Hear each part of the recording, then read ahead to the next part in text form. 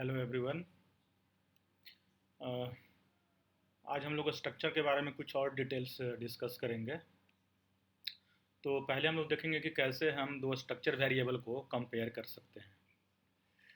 तो जैसे एरे होता है, कभी भी हम दो एरे को कंपेयर नहीं कर सकते हैं। कंपेयर करने का तरीका है कि एरे को एक एक एलिमेंट करके हम कंपेयर करें। ठीक है। सो ग्रुप में कंपैरिजन नहीं हो सकता। जैसे हम चाहते हैं कि एक एरे को हम दूसरे एरे से, मतलब जैसे एक एरे में 10 एलिमेंट्स हैं, दूसरे एरे में भी 10 एलिमेंट्स हैं, तो अगर हम कंपेयर करना चाहें दो एरे को एक साथ, तो ऐसा नहीं है। मुझे एलिमेंट बाय एलिमेंट कंपेयर करना पड़ेगा। ठीक है। तो एक साथ मतलब कि ग्रुप जो ऑपरेशंस होता है वो एरे पे परफॉर्म हम नहीं कर सकते। मतलब हम इंटायरली 10 एलिमेंट के एरे को दूसरे 10 एलिमेंट के एरे से हम कंपेयर नहीं कर सकते हैं। लेकिन स्ट्रक्चर के केस में ऐसा नहीं है कि स्ट्रक्चर के केस में हम ग्रुप ऑपरेशन परफॉर्म कर सकते हैं। ठीक है। तो पहला जो ऑपरेशन हम लोग परफॉर्म करेंगे वो है असाइनमेंट। ठीक है। कि एक स्ट्रक्चर वेरिएबल को हम दूसरे स्ट्रक्चर वेरिएबल से असाइन कर सकते हैं। ऐसा एरे में नहीं है। एक एरे को जैसे मान लीजिए कोई 10 इंटीजर का एरे है ए, और दूसरा 10 इंटीजर का एरे है बी, तो अगर आप ए इक्वल टू बी करना चाहे, मतलब ए को बी से असाइन करना चाहे, तो ऐसा पॉसिबल नहीं है। लेकिन स्ट्रक्चर के केस में ऐसा पॉसिबल है। एक स्ट्रक्चर को दूसरे स्ट्रक्चर वेरिएबल से आप असाइन कर सकते हैं। ठीक है। तो जैसे मान लीजिए कि यहाँ पे दो स्ट्रक्चर वेरिएबल हैं C1 और C2, और ये कॉम्प्लेक्स टाइप के वेरिएबल है, मतलब इसमें रियल पार्ट और इमेजिनरी पार्ट है। ठीक है। तो ऐसा ऑपरेशन यहाँ पे पॉसिबल है। C2 is equal to C1 आप करेंगे तो क्या होगा, C1 की जो भी वैल्यू है मेंबर वाइज मेंबर, ये क्या होगा, C2 को असाइन हो जाएगा। ठीक है। So individual members get assign. तो जैसे यहाँ पे एग्जांपल में लिया है कि ये C1 वेरिएबल है जो कि कॉम्प्लेक्स वेरिएबल है। ठीक है। कॉम्प्लेक्स नंबर है जिसका रियल पार्ट 4 है और इमेजिनरी पार्ट 6 है। दूसरा कॉम्प्लेक्स नंबर C2 है, इसका रियल पार्ट इमेजिनरी पार्ट अभी हम लोगों ने असाइन नहीं किया है। तो अगर C2 is equal to C1 लिखते हैं, अगर C2 को C1 असाइन करते हैं, असाइनमेंट ऑपरेटर का यूज करते हैं, तो बेसिकली क्या होगा, C2 की वही वैल्यू हो जाएगी जो C1 की होगी। मतलब ये क्या होगा, एलिमेंट वाइज या ग्रुप मेंबर वाइज ये असाइनमेंट होगा। मतलब C2 का जो रियल पार्ट क्या हो जाएगा, वो C1 के रियल पार्ट के इक्वल हो जाएगा, तो ये 4 हो जाएगा। उसी तरह से C2 का जो इमेजिनरी पार्ट है वो क्या होगा, C1 के इमेजिनरी पार्ट के इक्वल हो जाएगा, तो ये क्या हो जाएगा, ये 6 हो जाएगा। ठीक है। तो ये 6 हो जाएगा। तो इस तरह से आप देख रहे हैं कि असाइनमेंट जो है वो ऑपरेशन हम स्ट्रक्चर वेरिएबल में कर सकते हैं। मतलब एक स्ट्रक्चर को दूसरे वेरिएबल से, दूसरे स्ट्रक्चर से असाइन कर सकते हैं। यहाँ पे कंडीशन ये है कि दोनों सेम टाइप के स्ट्रक्चर वेरिएबल होने चाहिए। ठीक है। तो ये पहला ग्रुप ऑपरेशन है जो हम परफॉर्म कर रहे हैं। ग्रुप इन द सेंस कि यहाँ पे देखिए दो एलिमेंट हैं, दो मेंबर हैं इस स्ट्रक्चर के, और दोनों क्या हो जा रहे हैं, असाइन हो जा रहे हैं इस असाइनमेंट का यूज करके। ठीक है। एरे के केस में ऐसा नहीं होता है। एक एरे को अगर आप दूसरे एरे से असाइन करना चाहें तो ऐसा नहीं होता है। तो ये पहला ऑपरेशन है ग्रुप ऑपरेशन जो स्ट्रक्चर पे पॉसिबल है। ठीक है।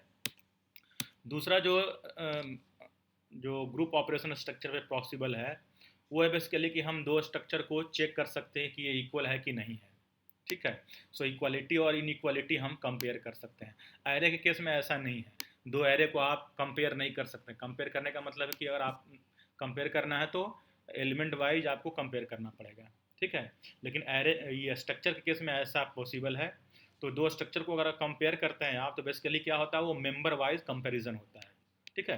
तो मान लीजिए कि यहाँ पे दो कॉम्प्लेक्स नंबर लिया है C1 और C2, तो इस तरह से आप कंपेरिजन कर सकते हैं। आपको मालूम है कि C1 में भी दो एलिमेंट हैं, दो मेंबर हैं, C2 में भी दो मेंबर हैं, रियल और इमेजिनरी, फिर भी ये कंपेरिजन हम कर सकते हैं। एरे के केस में ऐसा नहीं है। ठीक है। तो C1 is equal to C2 आप कंपेरिजन कर सकते हैं। अगर इक्वल होगा तो क्या होगा, ये 1 होगा इसकी वैल्यू। ठीक है। क्योंकि ये क्या है, ये रिलेशनल ऑपरेटर है। रिलेशनल ऑपरेटर ट्रू होता है तो क्या होता है, इवेलुएट 1, और अगर फॉल्स होता है तो क्या होता है, इवेलुएट 0। तो दो स्ट्रक्चर अगर इक्वल है, इक्वल का मतलब मेंबर वाइज इक्वल है, दो स्ट्रक्चर वेरिएबल, तो ये क्या होगा, 1 रिटर्न करेगा, और ये मेंबर वाइज अगर इक्वल नहीं है तो ये 0 रिटर्न करेगा। तो यहाँ पे एक एग्जाम्पल लिया है कि पहला जो है हमने C1 और C2 दो स्ट्रक्चर वेरिएबल को कंपेयर किया है। तो C1 का देखिए रियल पार्ट 4 है, इमेजिनरी पार्ट 6 है। उसी तरह से C2 का भी रियल पार्ट और इमेजिनरी पार्ट 4 एंड 6 है।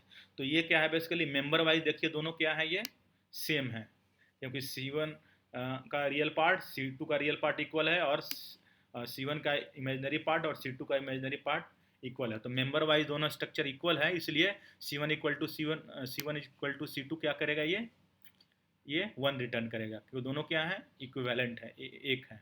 ठीक है, इक्वालिटी यहाँ पे फुलफिल है। उसी तरह से दूसरा स्ट्रक्चर वेरिएबल लिया है C3 और C4।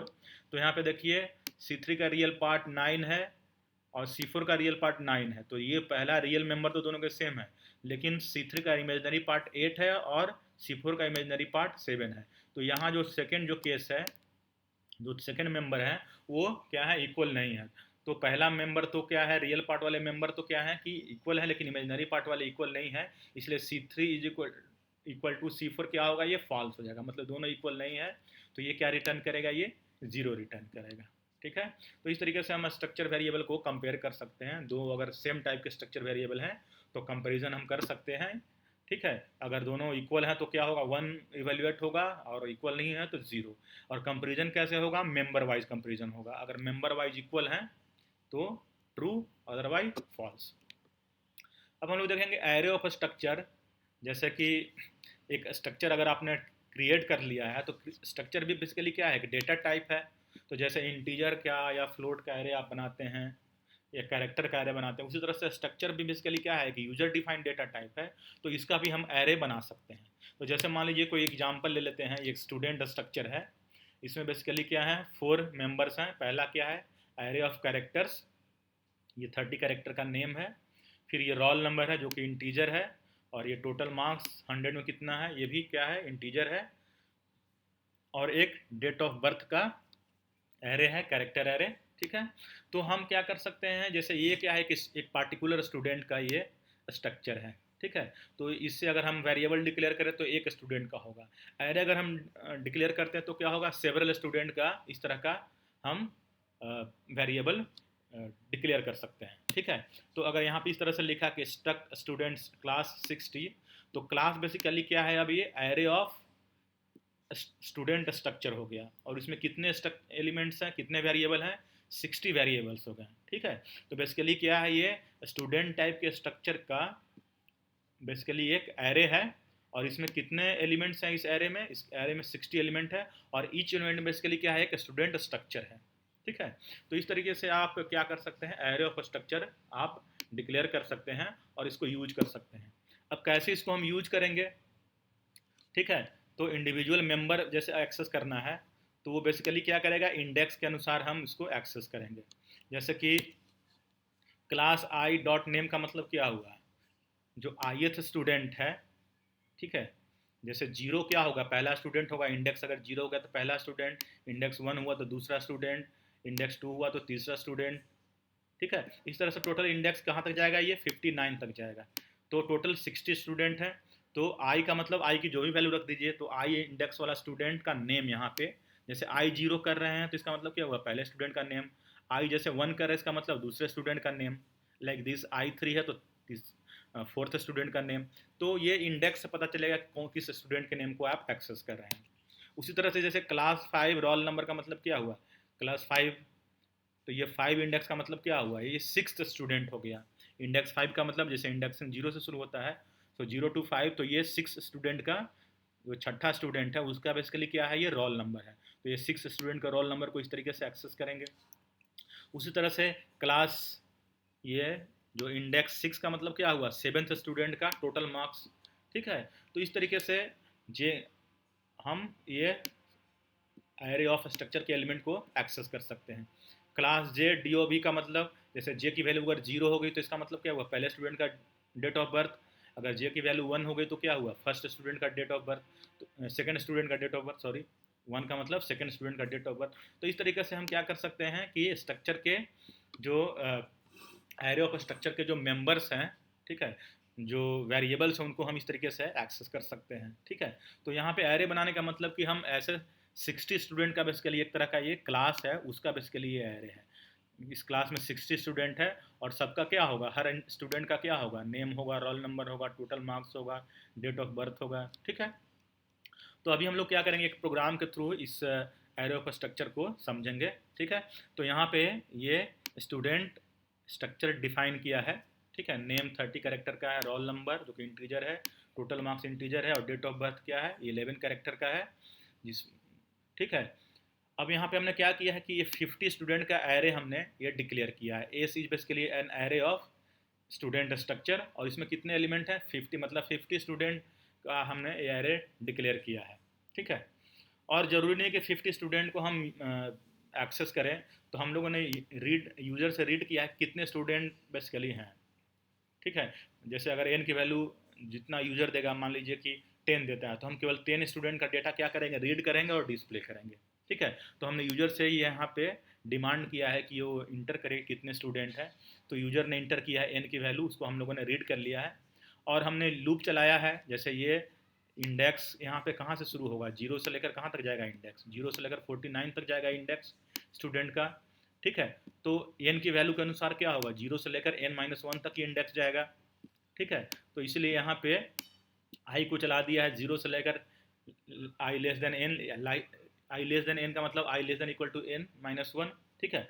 और हर स्टूडेंट का डेटा हम लोगों ने रीड किया है। जैसे आई 0 होगा तो पहला स्टूडेंट, आई प्लस 1 कर दिया है, जैसे 0 होगा तो पहला स्टूडेंट, आई 1 होगा तो दूसरा स्टूडेंट। तो यहाँ पे इंटर करने के बोला enter the detail of student, ठीक है। तो पहले नाम नेम रीड किया है, कैसे, तो एस आई डॉट नेम, चूँकि नेम एरे है कैरेक्टर का, तो इस पर एम्परसेंड हम नहीं लगाते हैं। तो एस आई डॉट नेम का मतलब कि स्टूडेंट विद स्टूडेंट, उस स्टूडेंट का नेम जिसका इंडेक्स आई है। तो आई 0 होगा तो पहले स्टूडेंट का नेम, आई 1 होगा तो दूसरे स्टूडेंट का नेम, इस तरह से रीड करेंगे, ठीक है। उसके बाद रोल नंबर मांगा है, तो रोल नंबर कैसे करेंगे, तो एम्परसेंड लगाया, क्योंकि रोल नंबर क्या है यहाँ पे इंटीजर है, तो ampersand S I dot roll number, ठीक है। तो एस आई का मतलब हुआ स्टूडेंट जिसका जो कि आईएथ इंडेक्स पे है उसका रोल नंबर, ये एम्परसेंड लगाया है। उसी तरह से मार्क्स भी क्या किया है, S I dot total marks, ये एम्परसेंड लगा के रीड कर लिया मार्क्स। और डेट ऑफ बर्थ को देखिए इस तरीके से रीड कराया है कि D D slash M M slash year year year year, ठीक है, वाई वाई वाई वाई। तो इस फॉर्मेट में बेसिकली यूजर क्या करेगा, ये डेट इंटर करेगा, और चूंकि ये स्ट्रिंग है तो यहाँ पे एड्रेस देने की ज़रूरत नहीं है, तो S I dot D O से हम लोगों ने डेट ऑफ बर्थ रीड कर लिया, ठीक है। तो ये लूप जितनी बार चलेगा, ये 0 से लेकर n-1 मतलब n टाइम्स ये लूप चलेगा, तो n स्टूडेंट का डेटा हम रीड करेंगे और इस स्ट्रक्चर वेरिएबल में स्टोर कर देंगे। उसके बाद क्या किया है, फिर देखिए आई को फिर 0 से लेकर n-1 तक ये चलाया है, आइट्रेट किया है, और फिर स्टूडेंट के इन्फॉर्मेशन को फिर हमने सिंपली प्रिंट कर दिया है। पहले यहाँ पे रीड किया है डेटा को, और फिर यहाँ पे सिंपली प्रिंट कर दिया है। तो देखिए name percentage S I dot name print किया, फिर roll number percentage D S I dot roll number, फिर marks percentage D S I dot total marks, फिर date of birth percentages S I dot D O B. तो इस तरीके से ये क्या करेगा, इन स्टूडेंट का डेटा रीड करेगा और उसको प्रिंट करेगा। तो यहाँ पे ये रन कराया है हम लोगों ने इस प्रोग्राम को। तो यहाँ पे यूजर से हम लोग क्या किया है, enter the number of student, तो केवल 3 स्टूडेंट का डेटा हम लोगों ने रीड किया, एन की वैल्यू 3 है। तो इसने ये पूछा है, ये प्रॉम्प्ट किया है पहले स्टूडेंट 1 का डिटेल, तो नेम जैसे दे दिया अमित, पहला नेम ही केवल रीड किया है, मिडिल नेम और अदर नेम छोड़ दिया है। रोल नंबर इसने ये इंटर किया है, टोटल मार्क्स 78 है, और डेट ऑफ बर्थ देखिए इस तरीके से इंटर किया है, डे मंथ ईयर के फॉर्म में, ठीक है। तो ये पहले स्टूडेंट का डेटा रीड किया, फिर क्या हुआ, दूसरे स्टूडेंट का डेटा देखिए मांगा है डिटेल 2, तो दूसरे स्टूडेंट का डेटा नाम राधा है, फिर ये रोल नंबर है, ये मार्क्स है, ये डेट ऑफ बर्थ है। तो ये दूसरे स्टूडेंट का डिटेल रीड किया है यहाँ पे। फिर थर्ड स्टूडेंट का डिटेल देखिए मांगा है यहाँ पे, तो ये मोहन है, ये रोल नंबर है, ये मार्क्स है, ये डेट ऑफ बर्थ है। तो ये थर्ड स्टूडेंट का डिटेल रीड किया है, और फिर देखिए सारा इन्फॉर्मेशन प्रिंट किया, स्टूडेंट 1 का इन्फॉर्मेशन प्रिंट किया है, ये जो भी है Amit, roll number, marks, date of birth, ठीक है। तो पहले स्टूडेंट का ये प्रिंट किया है, फिर क्या किया है, दूसरे स्टूडेंट का डेटा देखिए प्रिंट किया है, ठीक है। फिर तीसरे स्टूडेंट का डेटा प्रिंट किया है। तो इस तरह से देख रहे हैं कि एरो ऑफ स्ट्रक्चर कैसे हम रीड करते हैं और ये उसको डिस्प्ले करते हैं। तो जैसे एरे के एलिमेंट को एक्सेस करते हैं, उसी तरह से यहाँ पे स्ट्रक्चर के मेंबर को भी एक्सेस करते हैं, बस इंडेक्स के बाद क्या करेंगे हम, वो मेंबर नेम यूज़ करेंगे, ठीक है। तो ये इंडेक्स जो भी हो जाएगा, जैसे जो भी नेम है, मान लीजिए जैसे क्लास एस था तो एस जैसे नेम दे दिया, फिर इंडेक्स मतलब किस स्टूडेंट का ये डेटा है, ये इंडेक्स, उसके बाद वो जो मेंबर है उस स्ट्रक्चर के उसको हम लिखते हैं, ठीक है। एरे विद इन स्ट्रक्चर, जैसे कभी कभी क्या होता है कि इसी स्ट्रक्चर में एक एरे हम डिक्लेयर कर सकते हैं, ठीक है। जैसे यहाँ पे नेम तो कोई प्रॉब्लम नहीं क्योंकि कैरेक्टर एरे है, ठीक है, तो नेम एक साथ हम रीड करते हैं तो यहाँ कोई प्रॉब्लम नहीं है। रोल नंबर इंटीजर है तो कोई प्रॉब्लम नहीं है। लेकिन यहाँ पे मार्क्स देखिए लिखा है 5, तो बेसिकली इसका मतलब ये हुआ कि ये 5 सब्जेक्ट का मार्क्स यहाँ पे हम इंटर करेंगे। ठीक है, तो मार्क्स बेसिकली क्या है, एरे है इस स्ट्रक्चर में। ठीक है, तो ये मार्क्स 5 का मतलब ये 5 इंटीजर हो गया। अगर न्यूमेरिक है तो कोई प्रॉब्लम नहीं है, क्योंकि अगर जैसे नेम है तो नेम हम एक साथ रीड कर सकते हैं, डेट ऑफ बर्थ कैसे हम लोगों ने एक साथ रीड किया। लेकिन ये मार्क्स क्या है कि ये इंटीजर एरे है, या अगर ये फ्लोट एरे भी होता तो यहाँ पे 5 बेसिकली क्या है कि 5 मार्क्स रीड करने हैं। तो 5 मार्क्स बेसिकली 5 सब्जेक्ट के हो जाएंगे। एक हो सकता है केमिस्ट्री का मार्क्स हो जाए, एक फिजिक्स का मार्क्स हो सकता है, कंप्यूटर साइंस का मार्क्स हो सकता है, एक मैथमेटिक्स का मार्क्स हो सकता है, सोशल साइंस का मार्क्स हो सकता है। तो इस तरह से मार्क्स कैसे हम रीड करेंगे, तो बहुत सिंपल है कि जैसे मान लीजिए कि स्ट्रक्चर वेरिएबल डिफाइन कर दिया A1 A2 A3, तो A1 A2 A3 तीनों क्या है, ये स्ट्रक्चर वेरिएबल है इस स्टूडेंट टाइप के। ठीक है, तो अब एरे एलिमेंट को जैसे एक्सेस करना है जो कि इस स्ट्रक्चर में है, तो कैसे एक्सेस करेंगे। तो A1 डॉट मार्क्स 2 का मतलब क्या हुआ, जो वेरिएबल A1 है मतलब स्टूडेंट A1 का मार्क्स A2 मतलब कौन सा मार्क्स हो जाएगा, थर्ड मार्क्स। इंडेक्स 0 से लेकर शुरू होता है तो 0 1 2, तो 2 कितना हो गया, 2 का मतलब थर्ड मार्क्स। तो स्टूडेंट A1 का जो थर्ड सब्जेक्ट में मार्क्स है बेसिकली उसका मतलब है A1 डॉट मार्क्स 2। ठीक है, तो इस तरीके से आप देख रहे हैं कि हम कैसे मार्क्स को रीड कर सकते हैं। तो इसी पे एक प्रॉब्लम बनाया है कि ये स्टूडेंट स्ट्रक्चर जैसा पहले था उसी तरह का है। हमने क्या किया, यहाँ पे नेम क्या है, ये 30 कैरेक्टर का एरे है, रोल नंबर है, और मार्क्स यहाँ पे 3 सब्जेक्ट का मार्क्स हम यहाँ पे यूज़ करेंगे, और डेट ऑफ बर्थ है ये 11 कैरेक्टर का। तो 3 सब्जेक्ट मार्क्स, 3 का मतलब हम 3 सब्जेक्ट का मार्क्स रीड करेंगे। सो 0 में मतलब 0 इंडेक्स, जैसे मार्क्स 0 का मतलब फिजिक्स का मार्क्स हम रीड करेंगे, 1 का मतलब हम क्या करेंगे, केमिस्ट्री का मार्क्स रीड करेंगे, और 2 का मतलब हम मैथ का मार्क्स रीड करेंगे। तो मार्क्स का मतलब हम 3 सब्जेक्ट में स्टूडेंट का मार्क्स रीड करेंगे। ठीक है, तो एक स्टूडेंट वेरिएबल डिक्लेयर कर दिया है, स्ट्रक्ट स्टूडेंट एस। तो एस बेसिकली क्या है, एक स्टूडेंट है। ठीक है, तो उस स्टूडेंट का हम इंफॉर्मेशन रीड करेंगे। तो पहले मैसेज दिया यूजर को, इंटर द स्टूडेंट डिटेल, और पहला डिटेल क्या मांगा, नेम। तो नेम कितना हो जाएगा, एस डॉट नेम। ठीक है, तो ये नेम रीड कर लेंगे। फिर रोल नंबर मांगा, तो रोल नंबर क्या इंटीजर है तो एम्परसेंड रोल नंबर से इसको रीड कर लिया स्कैनएफ का यूज करके। फिर हमने 3 सब्जेक्ट में मार्क्स मांगा इनका, क्योंकि जैसे मार्क्स 0 क्या होगा, फिजिक्स का मार्क्स हो जाएगा, मार्क्स 1 क्या होगा, केमिस्ट्री का, और मार्क्स 2 क्या होगा, मैथ का। तो ये 3 सब्जेक्ट में मार्क्स मांगा, और देखिए कैसे रीड किया है, एम्परसेंड एस डॉट मार्क्स 0। ठीक है, ये पहला मार्क्स रीड करेगा स्टूडेंट का। एम्परसेंड एस डॉट मार्क्स 1, ये दूसरा सब्जेक्ट केमिस्ट्री का मार्क्स रीड करेगा। And ampersand S dot marks 2, ये मैथ्स का मार्क्स रीड करेगा। तो ये तीनों मार्क्स एक साथ रीड कर लिया। उसके बाद ये देखिए डेट ऑफ बर्थ स्टूडेंट का रीड किया इस फॉर्मेट में, डे मंथ ईयर के फॉर्मेट में। ठीक है, तो ये डेट ऑफ बर्थ रीड कर लिया। उसके बाद देखिए स्टूडेंट का इन्फॉर्मेशन हमने डिस्प्ले कर दिया। तो पहले ये नेम प्रिंट किया है, प्रिंट है परसेंटेज एस नेम, फिर roll number percentage D S dot roll number, और फिर ये मार्क्स देखिए 3 सब्जेक्ट का मार्क्स है, तो एस डॉट मार्क्स 0 फिजिक्स का marks, S dot marks chemistry का, एस डॉट मार्क्स 2 मैथ्स का। तो ये तीनों को देखिए percentage D percentage D percentage D का करके तीनों मार्क्स प्रिंट करा दिया है, और finally date of birth print कराया है S dot D O B. ठीक है, और ये प्रोग्राम टर्मिनेट कर गया। तो इस तरीके से देखिए कैसे हम एरे ऑफ स्ट्रक्चर का यूज कर रहे हैं, एरे विद इन स्ट्रक्चर। ठीक है, और एरे विद इन स्ट्रक्चर का मतलब जनरली न्यूमेरिक एरे की हम बात कर रहे हैं कि न्यूमेरिक एरे अगर है तो हमको क्या करना पड़ेगा, जितने भी इसमें एलिमेंट्स हैं इस एरे में उसको सेपरेटली रीड करना होगा। जैसे यहाँ पे 3 है, ये न्यूमेरिक एरे, ये क्या है, ये एरे ऑफ मार्क्स है। ठीक है, ये 3 सब्जेक्ट का मार्क्स है, तो तीनों मार्क्स को रीड करना पड़ेगा सेपरेटली। ठीक है, तो इस तरह से इसको हम लोगों ने रन कराया है। तो देखिए यहाँ पे है स्टूडेंट का डिटेल, जैसे यहाँ पे रीड किया तो नेम अमित है, रोल नंबर ये है, और ये 3 मार्क्स देखिए फिजिक्स केमिस्ट्री और मैथ में इंटर करवाया है। तो फिजिक्स का मार्क्स 78 है, मैथ का 92, और केमिस्ट्री का सॉरी फिजिक्स का 78, केमिस्ट्री का 92 और मैथ्स का 97। तो ये तीनों मार्क्स रीड किया है। मैथ में स्टूडेंट लगता है ज़्यादा स्ट्रॉन्ग है, मैथ केमिस्ट्री में, फिजिक्स इसको नहीं आती है, थोड़ा कम मार्क्स है। तो यहाँ पे फिर ये रीड कर लिया मार्क्स, और फिर ये डेट ऑफ बर्थ देखिए इस फॉर्मेट में रीड कराया है, क्योंकि क्या है ये स्ट्रिंग ही है। और फिर सारा इन्फॉर्मेशन डिस्प्ले कर दिया, नेम, रोल नंबर, और ये मार्क्स देखिए फिजिक्स में 78 है, केमिस्ट्री में 92 और मैथ्स में 97, और ये डेट ऑफ बर्थ। तो इस तरह से देखिए कि अगर किसी भी स्ट्रक्चर में अगर न्यूमेरिक एरे है तो हमको क्या करना पड़ेगा, उसमें जितने भी एलिमेंट है सबको सेपरेटली रीड करना होगा और डिस्प्ले करना होगा। कैरेक्टर एरे में तो क्या है कि एक साथ एज ए स्ट्रिंग हम इसको रीड कर सकते हैं, जैसे कि नेम हुआ या डेट ऑफ बर्थ हुआ, लेकिन न्यूमेरिक एरे को सेपरेटली आपको रीड करना होगा। ठीक है, अब यहाँ पे हम एक चीज़ और देखेंगे कि एक टाइप डेफ फैसिलिटी है स्ट्रक्चर में। ठीक है, वो डेटा टाइप डिफाइन करने का ही है। ठीक है, सो हम इसका यूज करके हम देखते हैं कैसे हम डेटा टाइप डिफाइन करते हैं। ठीक है, तो जैसे कि मान लीजिए कि अगर आपने ये, जैसे हम लोगों ने पहले स्ट्रक्चर वेरिएबल स्ट्रक्चर डिफाइन किया था इस तरह से, स्ट्रक्ट टैग, उसके बाद इस तरह से। अब टाइप डेफ का मतलब कि क्या हम करेंगे कि टाइप डेफ में जैसे यहाँ पे लिख दिया टाइप डेफ, फिर स्ट्रक्ट, फिर स्ट्रक्चर के एलिमेंट लिख दिए और टैग दे दिया, तो बेसिकली ये टैग क्या हो गया, अब ये एक नया डेटा टाइप हो गया।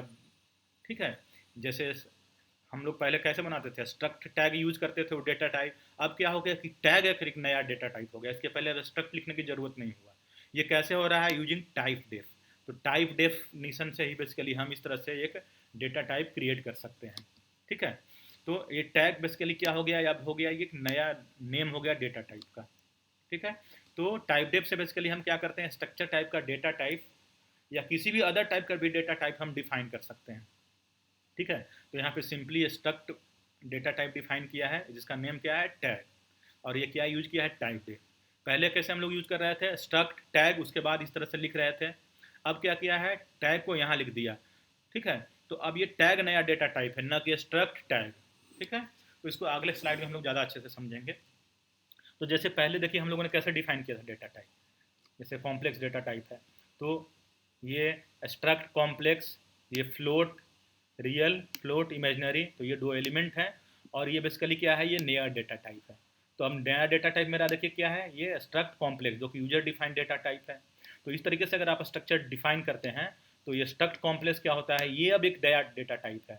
ठीक है, इसी का यूज करके आप वेरिएबल भी डिक्लेयर करते हैं, जैसे यहाँ पे वेरिएबल डिक्लेयर किया है, तो बेसिकली क्या है, ये स्ट्रक्ट कॉम्प्लेक्स एक डेटा टाइप है। और इसके जो तीन वेरिएबल हैं C1, C2 और C3, ये वेरिएबल डिक्लेरेशन है। तो ये क्या है, ये डेफिनीशन है डेटा टाइप का, और ये है वेरिएबल डिक्लेरेशन। अब इसी को हम टाइप डेफ में देखिए कैसे करते हैं कि टाइप डेफ लिख दिया स्ट्रक्ट, और ये फ्लोट, रियल, इमेजिनरी, और ये कॉम्प्लेक्स। तो अब देखिए कि अब कॉम्प्लेक्स क्या हो गया, ये कॉम्प्लेक्स अब एक नया डेटा टाइप हो गया। ठीक है, ये एक नया स्ट्रक्चर टाइप का डेटा टाइप है जिसके दो एलिमेंट हैं, दो मेंबर्स हैं, फ्लोट रियल, फ्लोट इमेजिनरी। ठीक है, तो यहाँ पे जो डेटा टाइप है वो अब ये कॉम्प्लेक्स है। ठीक है, यहाँ पे स्ट्रक्ट कॉम्प्लेक्स था, अब यहाँ पे जो डेटा टाइप है ये कॉम्प्लेक्स है, और इसका वेरिएबल देखिए कैसे डिक्लेयर कर रहे हैं, कॉम्प्लेक्स C1, C2, C3। यहाँ पे कैसे कर रहे थे, देखिए struct complex C1, C2, C3। तो ये बेसिकली क्या है कि ये थोड़ा सा यहाँ से डिफरेंट है कि यहाँ पे बार बार स्ट्रक्ट आपको नहीं लिखना पड़ रहा है, और ये क्या थोड़ा ज़्यादा कॉम्पैक्ट है और ईजियर है समझना। ठीक है, सो ये स्ट्रक्ट कॉम्प्लेक्स लिखिए या कॉम्प्लेक्स लिखिए, दोनों बेसिकली क्या है, इक्विवेलेंट डेटा टाइप है, दोनों में कोई डिफरेंस नहीं है। ठीक है, बस यहाँ पे एडवांटेज ये है कि जैसे कॉम्प्लेक्स अगर आप लिखते हैं, यहाँ पे क्या है कि आप स्ट्रक्ट कॉम्प्लेक्स बार बार लिख रहे हैं, कभी कभी मान लीजिए कि स्ट्रक्ट लिखना भूल गए तो एरर आएगा। यहाँ पे कॉम्प्लेक्स केवल लिख रहे हैं, तो ये क्या है, इसको लिखना इस तरह से यूज करना टाइप डेफ का यूज करके, ये थोड़ा ज़्यादा कॉम्पैक्ट है और ईजियर है देन स्ट्रक्ट कॉम्प्लेक्स का यूज करके। ठीक है, तो इस तरीके से भी आप टाइप डेफ का यूज करके थोड़ा सा इसको आप चेंज कर सकते हैं। इससे थोड़ा एडवांटेज ये होगा कि बार बार आपको स्ट्रक्ट लिखने की ज़रूरत नहीं है। ठीक है, केवल आप जो डेटा टाइप है टाइप डेफ का यूज करके, ये जो कॉम्प्लेक्स है उसी का यूज करके आप वेरिएबल डिक्लेयर कर सकते हैं।